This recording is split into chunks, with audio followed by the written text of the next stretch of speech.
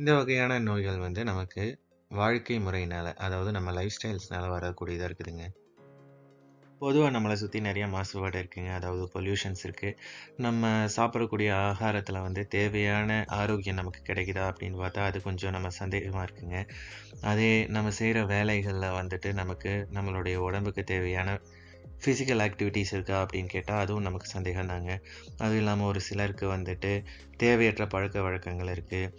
தூக்கமின்மை இருக்கு, ஸ்ட்ரெஸ் இருக்கு. இதுலயும் தூக்கமின்மையும், ஸ்ட்ரெஸ்ஸுமே வியாதிகளா தாங்க கன்சிடர் பண்றோம். இந்த பழக்கவழக்கங்கள் நமக்குள்ள எப்படி வியாதிய உருவாக்குது அப்படிங்கிறத பார்க்கலாங்க. அதே மாதிரி இந்த வகையான வியாதிகளுக்கு எந்த விஷயம் காரணமா இருக்கு அப்படின்னு பார்த்துட்டோம் அப்படின்னா, ஆக்ஸிடேட்டிவ் ஸ்ட்ரெஸ், இன்ஃப்ளமேஷன்ங்க.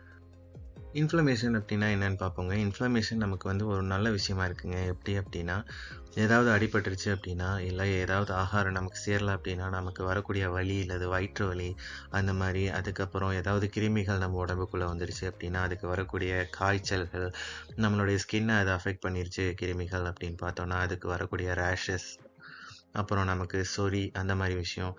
அப்புறம் நம்மளுடைய உடம்புல வீக்கங்கள், நீர் சேர்ந்துக்கிறது, இல்ல நமக்கு சோர்வு ஏற்படுறது. இது எல்லாமே இன்ஃப்ளமேஷன் அப்படின்னு தாங்க சொல்றாங்க. அதே இந்த இன்ஃப்ளமேஷன் அதிகரிச்சுச்சு அப்படின்னா, அது நமக்கு பெரிய வியாதியா வந்துருதுங்க.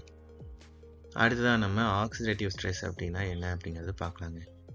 இந்த கொஞ்ச நேரத்துல நம்ம சில பயனுள்ள விஷயங்கள பத்தி தெரிஞ்சுக்கிட்டோங்க. அத நம்மளுடைய வாழ்க்கையில பயன்படுத்துவோம்னு நம்புவோம். வீடியோ பார்த்ததுக்கு ரொம்ப நன்றிங்க. Let's see again.